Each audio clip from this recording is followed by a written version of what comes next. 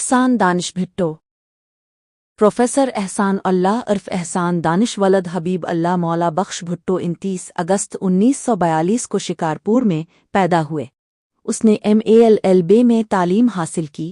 وہ پیشے کے لحاظ سے اسلامیات کے پروفیسر تھے، جہاں سے اگست 2002 میں ریٹائر ہوئے۔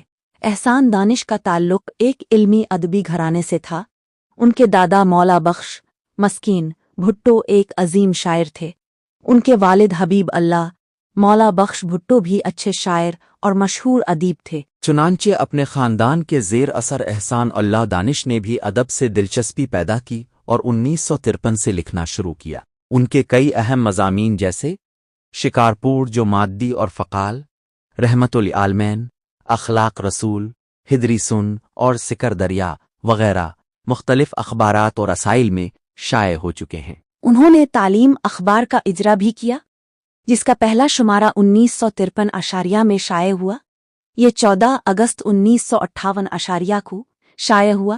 یہ 14 اگست 1958 کو شائع ہوا اور اس کے کل 3 شمارے شائع ہوئے۔ اس کے بعد اکتوبر 1986 سے اس اخبار نے رسالہ تعلیم سالو کی شکل میں اشاعت شروع کی، جس کے 8 شمارے شائع ہوئے۔